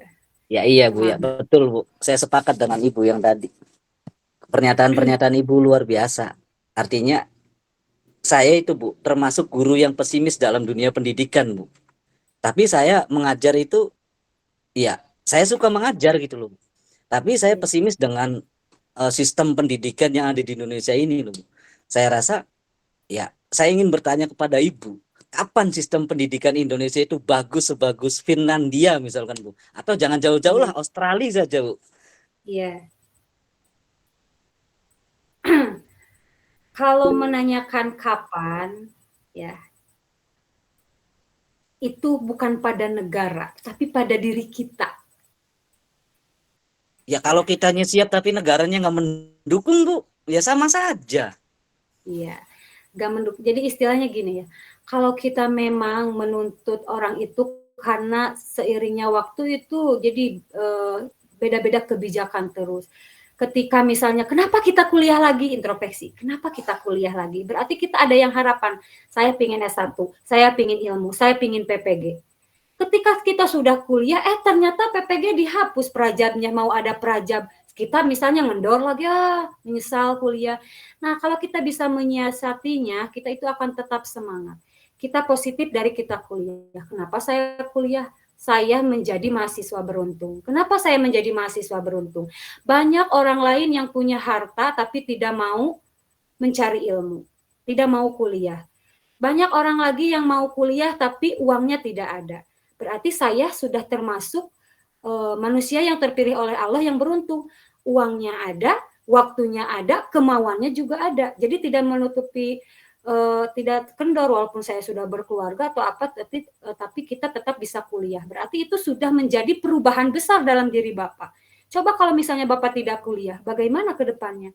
Bagaimana bisa bertemu Pak Nur Hadi? Bagaimana bisa bertemu Pak Masruri gitu? Tidak akan bisa bertemu dengan Pak Silmi, tidak akan. Ternyata orang-orang di sini ternyata orang-orang hebat. Orang yang dari pesantren, yang mengejar dari sini, itu sudah menjadi berkembangnya pendidikan atau motivasi Bapak Ibu itu sudah bisa berkembang, bertambah. Jadi yang namanya pengembangan pendidikan itu bukan hanya dari materinya yang bertambah, tetapi berarti kita bisa bersyukur dengan gaji seperti itu atau dengan sistem dunia pendidikan seperti ini, kita bisa menjadikan pengembangan diri dengan kuliah. Saya yakin kalau misalnya tidak puas Bapak Ibu dengan S1, Bapak Ibu akan bisa jadi S2 lagi. Akan menambah lagi rasa penasaran Bapak Ibu untuk mencari ilmu. Tidak terasa, ternyata level kita sudah meningkat. Ada yang misalnya disuruh jadi pemateri, disuruh jadi dosen Bapak Ibu nanti. Gitu ya. Saya juga tidak menyangka akan bisa mengajar atau bisa sharing session dengan Bapak Ibu. Itu tidak terpikir dari dulu. Saya hanya latar belakang dari seorang anak misalnya cuman tukang ngaput, atau ibu saya cuman ibu rumah tangga, cuman menjual sabun di rumah, tapi bisa menyekolahkan saya. Itu karena saya apa? Karena termotivasi oleh pendidikan, oleh pengembangan diri saya gitu. Jadi Bapak Ibu juga ini lagi pengembangan diri. Tidak terasa Bapak Ibu akan, ternyata saya sudah di tahap ini loh. Nah, gitu. Insya Allah, Pak, itu yang namanya keberkahan ilmu ya Bapak. Jadi berarti kalau guru kayak saya yang pesimis dengan sistem pendidikan tapi suka mengajar, salah nggak dong Bu? Apa saya harus jadi penghulu saja kayak Ustadz Nur Hadi tuh. Gimana Bapak? Kurang Jangan jelas? lempar batu sembunyi tangan, Bos. Jangan lempar batu sembunyi tangan. Iya, Izin Bu, nanti itu mau sudah. menanggapi yang disampaikan Pak Yunus, Bu. Saya gatel kuping saya, Bu. Ya, silahkan. Ayo Kang, maju Kang. Izin Bu Silakan ya. ibu-ibunya mana? Seolah-olah Iya. apa atau yang lainnya dulu silakan lah, nggak apa-apa. Silakan Enggak yang Kang, lainnya sampean dulu. aja, sampean Depan aja. Saya terus yang berbicara. Yang lainnya saja dulu. Saya terus terang gatel kuping saya mau menanggapi Pak Yunus tapi nanti tahu Ibu. Nah, Iya, yang lainnya silakan. dulu.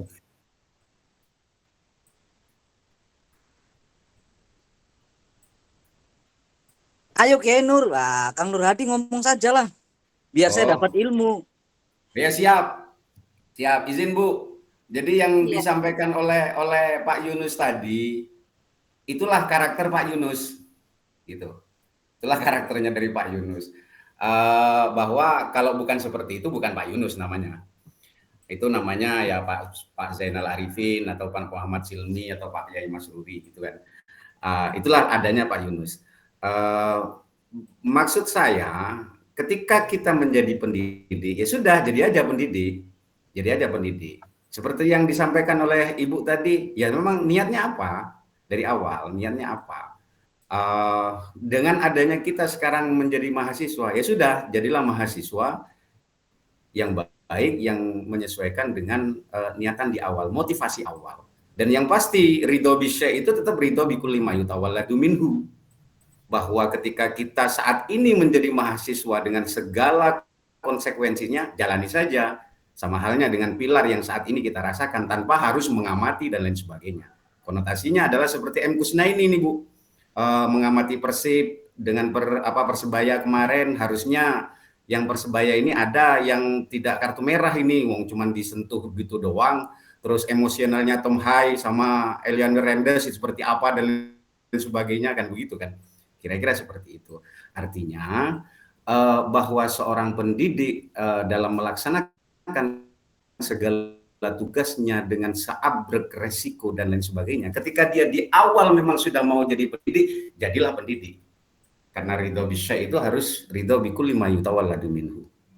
Insya Allah. Baik Bu, saya juga masih akan menanggapi Kiai Nur Hadi Bu. Bagus, silahkan.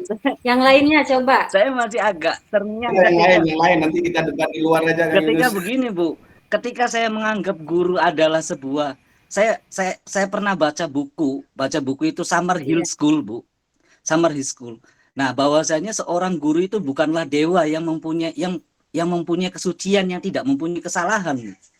Artinya, saya juga memikirkan bahwasanya guru juga manusiawi Bu, mempunyai salah, mempunyai sifat optimis, pesimis dan lain sebagainya. Saya rasa kalau Kiai Nur Hadi ngomong begitu, ya kita semuanya akan dibungkam Bu. Artinya saya juga tidak saya juga menjalani apa yang saya lakukan. Misalkan saya menjalani sebagai guru sebagaimana mestinya, saya juga ikut aturan, tapi kan kritik kan harus tetap ada Bu. Saya rasa itu Bu. Ketika misalkan kita tidak, bukan membungkam Pak Yunus. Siapa bilang saya membungkam? Iya, kalau siapa secara bilang saya itu membungkam? Pak, kita misalkan ya wis loh, murid itu harus nurut sama guru karena guru itu adalah ridhonya, karena murid itu adalah ridhonya guru. Bukan nah, itu ya maksudnya itu maksud saya saklek Kang. Menurut saya begitu Allah Subhanahu wa taala, bukan itu artinya, maksud saya Pak. Pak. Seorang guru itu mempunyai bahwasanya kita juga mempunyai kebebasan yang tadi disebutkan sama Ibu. Bahwasanya kita juga mempunyai tahu latar belakang siswa, kita juga tahu pengetahuan mesin dan lain sebagainya. Saya termasuk menganut guru yang mempunyai pemikiran bebas, Bu. Saya sebagai guru PAI, Bu, saya juga mempunyai pengetahuan bebas. Saya juga tahu Persib juara. Saya juga tahu motor misalkan. Saya juga tahu misalkan tentang apa, misalkan tentang Gen Z. Saya juga sering nongkrong dan lain sebagainya. Nah, kalau saya rasa dalilnya itu menurut saya, siswa itu akan dibungkam bahwasanya kamu harus nurut sama saya loh, karena ridho saya itu kepada ridhomu loh gitu loh. Nah, itu dari saya Bukan Pak mengerti itu. Yunus, bukan itu. Maksud saya ridho bisyai harus ridho bikul lima yutawalladu minhu itu adalah kita dari awal sudah berkomitmen dan berkonsisten sebagai guru. Berarti kita senang sebagai guru. Artinya ketika kita sudah senang sebagai guru, sudah mewakafkan waktu kita untuk guru, karena memang diri kita layak sebagai guru, soalnya kita sudah pernah mengalami akademis yang lain dan lain sebagainya, kemudian kita ikut di sistem ini. Lah, apapun sistem yang diberikan oleh pemerintah, lakukan, karena itu bagian ridho bikul lima yutawalladu minhu, mau berubah-ubah kek, mau apa kek dari pemerintah, ya suka-suka pemerintah. Kita hanya sebatas menjalankan saja, karena kita adalah sebagai guru. Maka ketika kita sebagai guru, bukan maksudnya, murid kamu harus nurut sama saya karena ridho Allah terletak pada ridho pada saya. Bukan itu maksud saya. Akan tetapi cara sekarang begini kan, Mohon saya maaf, sebagai ini guru dosennya yang siapa ya? mempunyai manusia gitu, artinya mempunyai pesimistis. Apakah saya salah ketika saya mengatakan begitu, Kang? Ayo.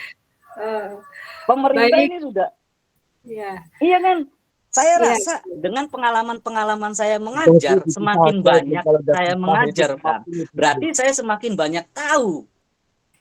Nah, semakin banyak tahu masuk dalam sistem, semakin masuk ke dalam lembaga, semakin banyak tahu soal sistem, Kang. Intinya begini loh Pak Yunus, maksud saya tadi. Iya, saya juga melakukan Silahkan hal yang sampean lakukan itu, pemerintah. silahkan sampean lakukan itu, tapi jangan-jangan sedikit-sedikit kritik pemerintah, jangan-jangan sedikit-sedikit ngamati kebijakan pemerintah, seolah-olah Enggak, esensi jenengan sebagai guru itu bukan guru, tapi pengamat kebijakan pemerintah. Itu loh maksud Enggak, saya. Kang. Saya rasa, Kang, sebagai seorang guru itu perlu yang namanya diskusi di bawah, Kang. Kalau di atas sih saya rasa sudah bagus. Contoh nih, Kang, contoh. Kurikulum Merdeka itu saya mengatakan itu bagus. Ada P5 proyeknya. Tapi begitu turun ke bawah, saya rasa pengelolaannya, pengembangnya, pelaksananya paham nggak artinya tentang P5 itu. Misalkan kurikulum Merdeka ini sudah dari atasnya sudah bagus, ada P5. Ketika sudah P5 turun di bawah, ada P5 itu, pendidiknya siapa? Artinya siapa nih yang berkompeten dalam itu? Sedangkan beberapa hal yang harus kita teladani itu harus dipakai aturan itu, Kang. Nah, ini yang membuat saya pesimis, bukan saya mengkritik pemerintah, artinya ini sebuah pengalaman yang saya dapatkan ketika saya mengajar, Kang. Nah, wajar tuh ketika misalkan saya diskusi, saya menanyakan hal ini kepada Bu dosen. Nah, iya sangat wajar. Ya, dan iya, wajar bukan juga soal saya kritik. menanggapi toh. Iya, ini bukan soal kritik. Soal Siap. kritik kalau misalkan itu. Izin saya mau menambahkan. Sudah Pak, kalau belum puas nanti kita buka lagi session diskusi ya. Saya mau menambahkan saja. Jadi gini ya. Yang dimaksud Pak Yunus itu bertanya, jadi pesimisnya itu mungkin bukan pada diri sendiri, tapi kapan, kan tadi disandingkan dengan Finlandia yang memang sudah sejahtera gitu, sejahtera pendidikannya merata. Ketika misalnya tukang cangkul, tukang misalnya di Finlandia itu pemungut sampah, semuanya itu S1 misalnya. Tapi kenapa mereka memilih jalan masing-masing? Tidak setiap S1 itu harus menjadi guru, S1 itu harus bekerja. Yang jelas itu sejahteranya dalam pemikiran ya. Dalam pemikirannya ketika misalnya tukang cangkul berbicara dengan presiden itu akan nyambung karena mereka sudah setara sejahtera pemikirannya, mereka sudah dibekali ilmu. Adapun untuk pekerjaannya silahkan untuk bisa memilih mau jadi apapun. Nah, tadi konsepnya Pak Yunus itu bertanya bagaimana sih dengan sistem pemerintahan sekarang itu bukannya itu berarti Pak Yunus sudah menjadi mahasiswa yang kritik atau istilahnya itu mahasiswa yang aktif, bagus, karena mahasiswa yang baik itu bukan mahasiswa yang memang nurut iya tapi harus bisa berkritis ya.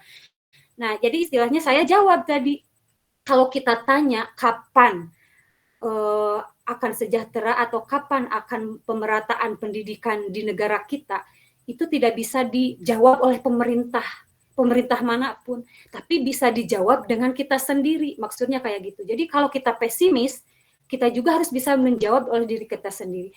Bagaimana sih pendidikan di Indonesia akan menjadi pendidikan seperti di luar? Nah, dijawab oleh kita sendiri, kita akan menghadapi pendidikan yang layak. Artinya apa?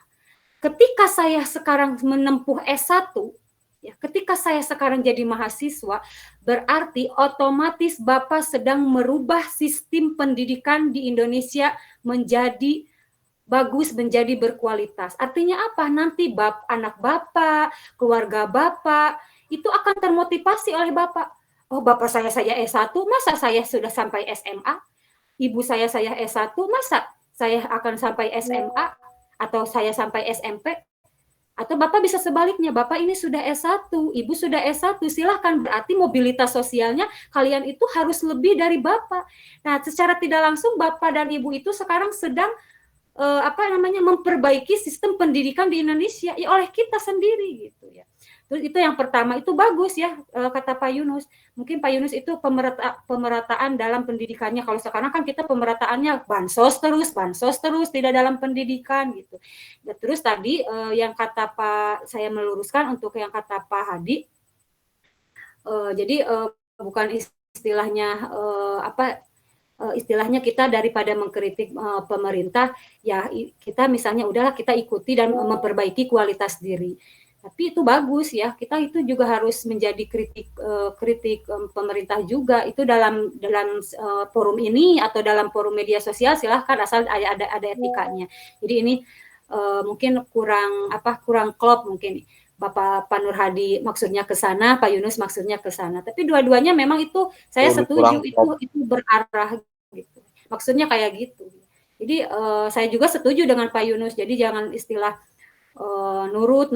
Jadi mahasiswa yang baik atau siswa yang baik atau menjadi rakyat yang baik bukan sekedar hanya nurut patuh, tapi kita bisa kritis dengan cara kita juga harus bisa memperbaiki diri. Kalau kita misalnya kritis saja atau misalnya mengomentari saja, berarti kita tidak ada solusi.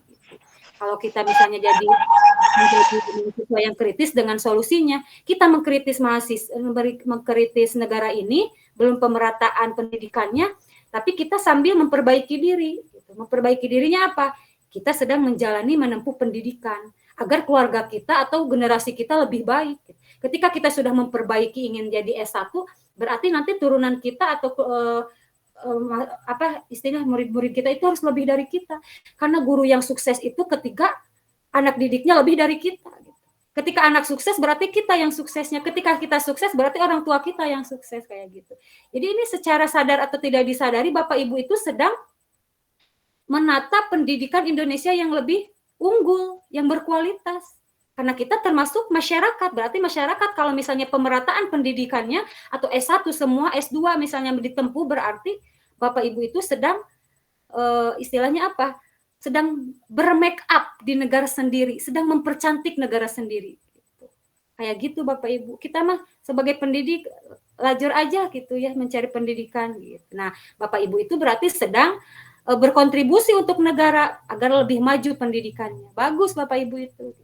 Secara barusan diskusi, terus Pak Nur Hadi berbicara kayak gini, Pak Yunus berbicara seperti itu. Berarti kan kita sedang sharing session bagus.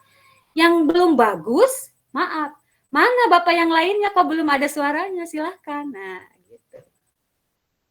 Bukan tidak bagus, tapi belum aktif ya. Mana suaranya? Sudah Silahkan terwakili sama Pak Nur Hadi. Iya. Silahkan Pak Muhammad Asif, silahkan gitu. Pak Lukman gitu. Mohon maaf Bu, boleh minta sarannya Bu? Boleh silahkan sharing aja ya. Ya. Fenomena pendidikan sekarang kan di formal maupun di non formal. Kalau saya analisa itu semua buku atau kitab itu dikaji. Seperti yang Ibu katakan tadi bahwa metode ceramah itu di era sekarang sudah tidak efektif lah. Gitu. Dan melihat seabrek buku dan kitab, kalau semua mereka paham dari isi buku tersebut, saya yakin mereka itu satu level di bawah Mbah Hashim lah, atau di bawah Imam Syafi'i gitu, kalau semuanya paham. Gitu. Lah, saran Ibu, bagaimana menyeimbangkan antara tradisi pembelajaran tradisional di pesantren dengan penggunaan media pembelajaran modern.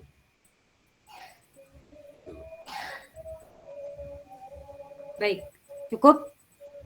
Ya, cukup, Bu. Ya.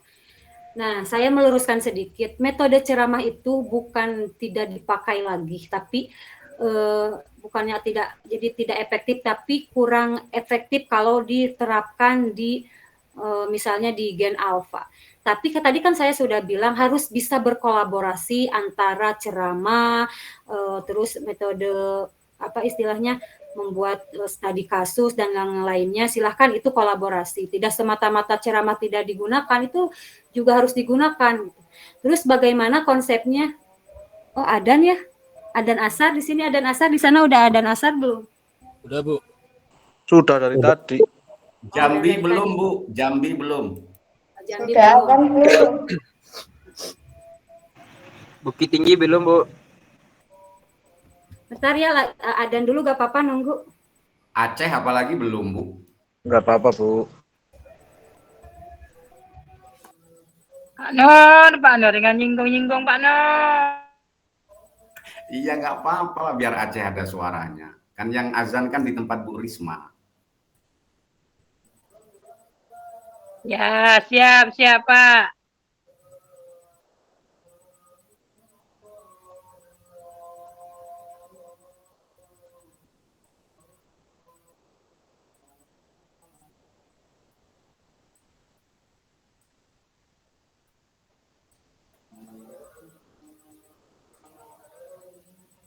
Bubarkan DPR.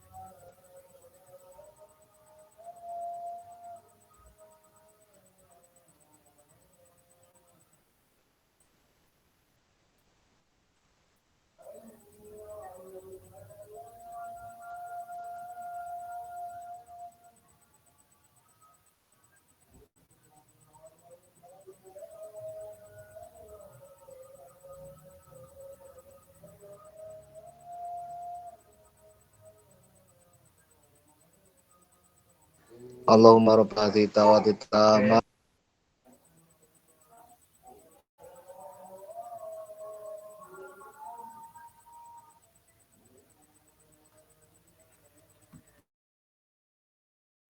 Ya. La ilaha illallah. Baik, tadi siapa yang bertanya? Pak Lukman ya? Pak siapa tadi yang bertanya? Ya, Pak Lukman, Bu. Nah, gini ya. Nah, konsepnya kayak gitu ya. Jadi bisa kolaborasi untuk menerapkan metode pembelajaran gitu. Nah, tadi ada pertanyaan bagaimana menerapkan metode pembelajaran yang modern itu di pesantren. Bapak Ibu yang saya hormati, sebenarnya metode pesantren itu sudah lebih modern dari yang sekarang. Ya. Kenapa? Tanpa kita sadari, metode pesantren itu sekarang dibawa ke metode pemerintahan. Contohnya apa? Metode sekarang ada kata deep learning, artinya mendalam. Deep learning itu apa? Jadi kan itu monakosah, terus tanya jawab, terus seperti sorogan, itu adalah metode deep learning. Ya, seperti itu itu sudah metode deep learning. Terus yang misalnya pembiasaan bangun pagi, terus pembiasaan tidur misalnya jam 9, terus apalagi berangkat sekolah jalan kaki, Sekarang kan banyak metode-metode seperti itu yang diterapkan oleh kurikulum pemerintah. Nah, itu sebenarnya itu dari pesantren. Nah, dari pesantren juga kan itu tidak hanya ceramah. Kalau misalnya kajian kitab kuning, itu ngalogat, terus sorogan. Itu sorogan itu adalah metode apa? Metode apa sorogan? Itu kan metode deep learning. Jadi lebih pendekatan berpusat pada siswa, gitu kan. Tidak hanya guru yang memberikan bacaan, tetapi siswa yang memberikan bacaan dan guru yang mendengarkan gitu. Terus ada misalnya tanya jawab. Nah, misalnya tentang ukudulu zen, tentang bab rumah tangga nih ya di kelas ALA gitu. Itu kan misalnya guru memberikan memberikan umpan bahwa di bab rumah tangga itu harus saling harmonis, romantis. Ketika itu kan si santri itu langsung diskusi, oh iya kayak gini, tipe saya kayak gini. Nah, untuk pengembangannya Bapak Ibu bisa kayak seperti ini. Oh silahkan kita hubungkan dengan cita-cita masa depan. Judulnya Ukudulu Zen, tapi untuk pengembangan metode belajarnya silahkan kemukakan oleh para santri cita-cita masa depan yang ingin mendapatkan rumahku surgaku. Ketika itu santri akan berbicara tipe perempuan bagaimana, tipe laki-lakinya bagaimana gitu. Nah, tinggal Bapak Ibu kembangkan saja. Kalau soal metodenya itu sudah modern sebenarnya. Sorogan, terus misalnya ada munakosa, ada apa lagi? Ada hafalan. Sebenarnya itu sudah modern gitu. Terus ada apa lagi yang berpidato itu? Muhadoroh, itu kan muhadoroh kan belajar berpidato gitu. Mana ada misalnya di sekolah ada muhadoroh kah? Paling misalnya kegiatan OSIS muhadoroh, justru muhadoroh itu adanya di pesantren. Muhadoroh misalnya setiap malam Sabtu, muhadoroh setiap malam Minggu, itu sebenarnya ada di pesantren. Ya. Justru pemerintah yang menyomot metode-metode pesantren, cuman lebih dimodernkan. Sebenarnya itu metode-metode pesantren diadakan di pemerintahan sekarang, seperti deep learning. Itu kan deep learning itu sorogan, itu deep learning, jadi berpacu atau berpusat pada siswa yang berbaca, guru yang mendengarkan gitu. Siswa misalnya yang berpidato, kita mendengarkan aja si ajengannya. Terus ada lagi apa gitu ya, tasrifan apalagi gitu. Itu sebenarnya tinggal mungkin di pesantren ada media yang misalnya kita kali-kali kan kita mah kita ustad ajengan ya, kita misalnya ustad di pesantren.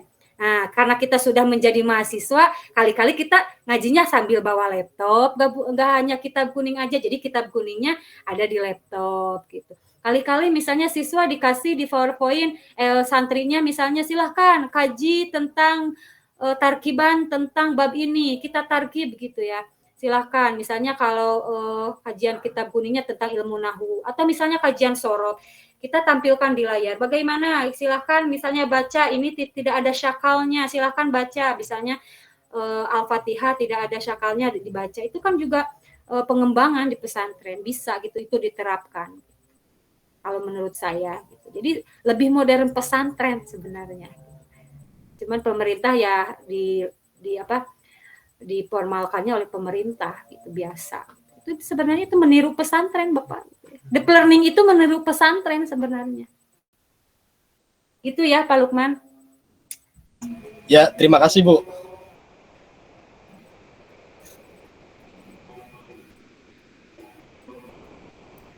Makanya, Bu, dari satu sisi dari apa yang Ibu terangkan tadi, jujur saja saya nggak punya modal apa-apa, Bu. Tidak punya modal dalam hal masalah metode mengajar, cuman hanya punya modal berbekal dari pesantren. Saya tidak pernah SMP, saya tidak pernah SMA, tapi secara tidak langsung hal yang dirasakan saat ini itu ternyata apa yang didapati di dunia pesantren saat ini bisa saya rasakan dengan bisa menjadi mahasiswa, bergabung dengan kawan-kawan yang latar belakangnya yang berbeda dan lain sebagainya. Saya rasa betul yang disampaikan oleh Ibu bahwa ya saya paket A, paket B, paket C, paket E, dan alhamdulillah nilai saya dari semester 1 sampai semester 4 ini kayaknya Pak Lukman mensabotase lah ini, nggak di-unmute anunya suaranya.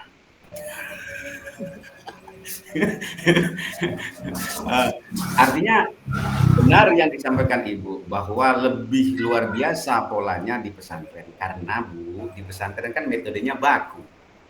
Kalau ibtidaiyah dia nggak boleh, kalau nahu itu terus ke imriti itu nggak boleh. Kalau ibtidaiyah itu ke alamil gitu kan, dengan segala permasalahannya. Dan juga nggak boleh kalau itu ke ala itu aja, nggak boleh ke taklim mutalim, apalagi mau sampai ke hitam berapa lo kan gitu kan. Kalau di pesantren kan tetap ada tahapan-tahapan yang bagus.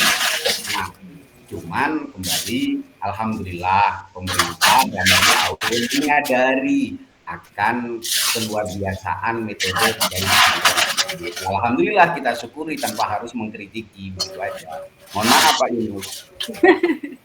Iya, iya. Kali ini juga saya sepakat dengan Kiai Nur kalau soal program kurikulum pesantren adalah paling bagus menurut saya juga. Ya saya berani mengatakan bahwasanya pendidikan yang paling bagus saat ini ya pendidikan pesantren. Saya selesai ngomong Pak Lukman langsung unmute. Iya, iya saya mengatakan itu. Saya sepakat dengan Kiai Nur Hadi untuk saat ini maksudnya. Untuk saat ini pendidikan yang paling bagus ya pendidikan pesantren. Sekarang pesantren mahal loh Pak. Nah, yaitu pesantren yang mana dulu, Bu? Kalau pesantren-pesantren modern mungkin iya.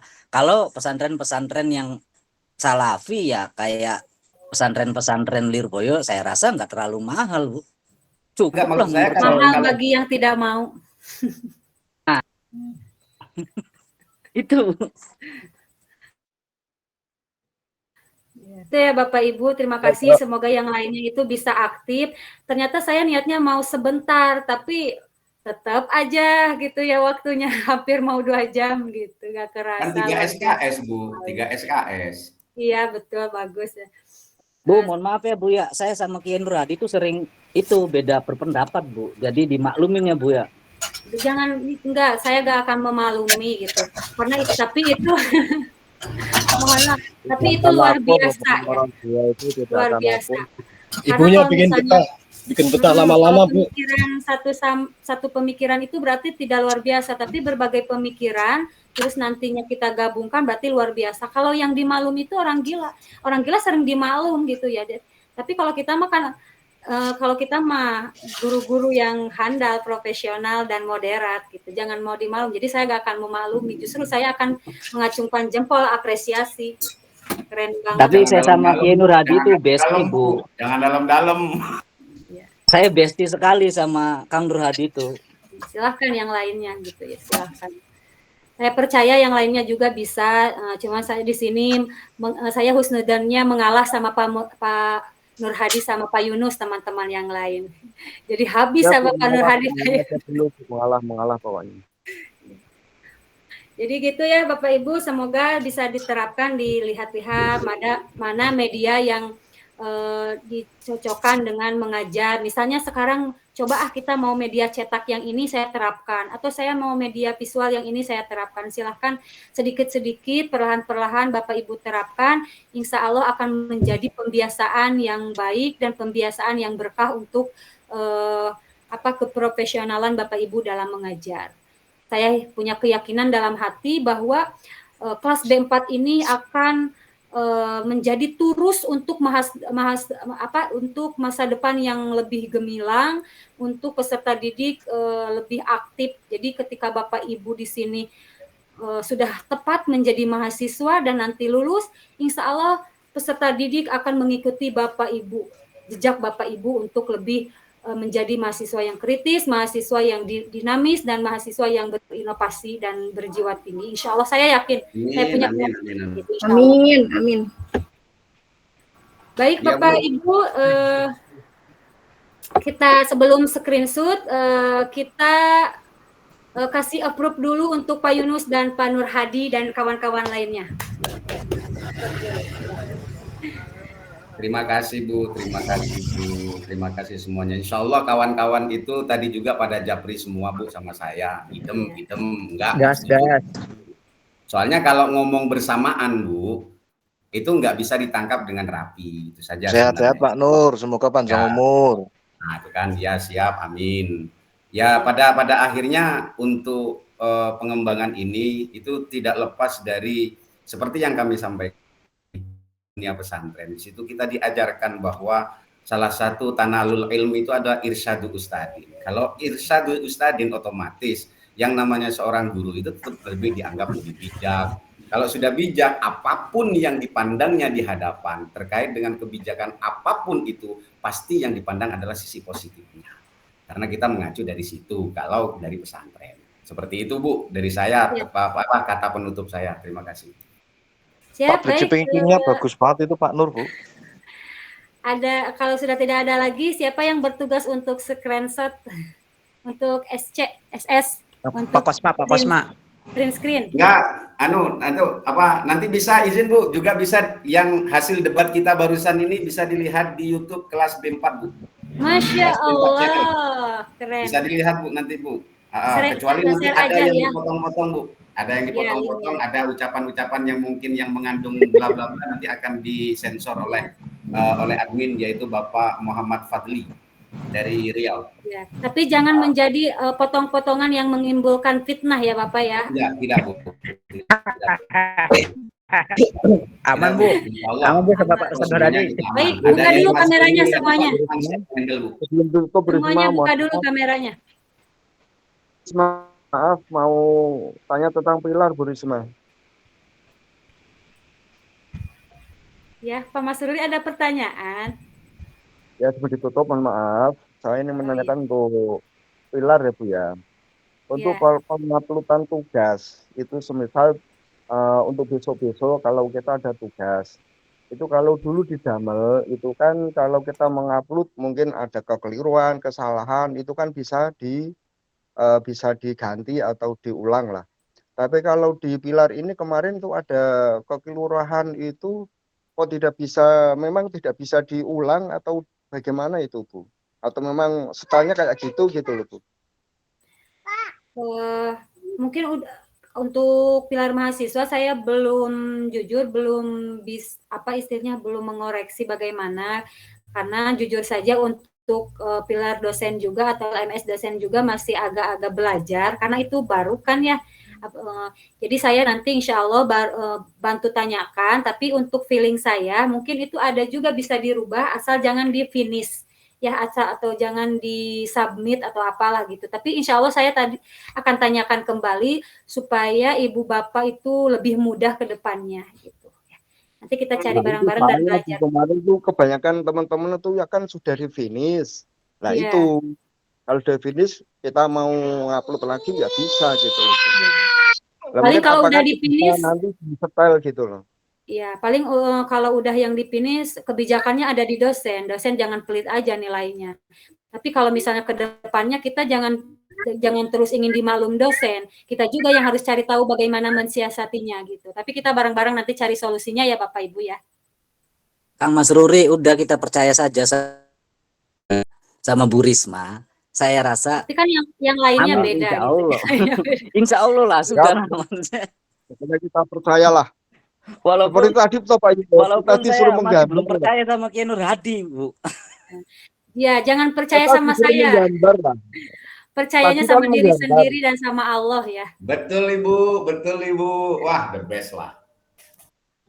Siap, buka dulu kameranya, kita bergaya dulu ya.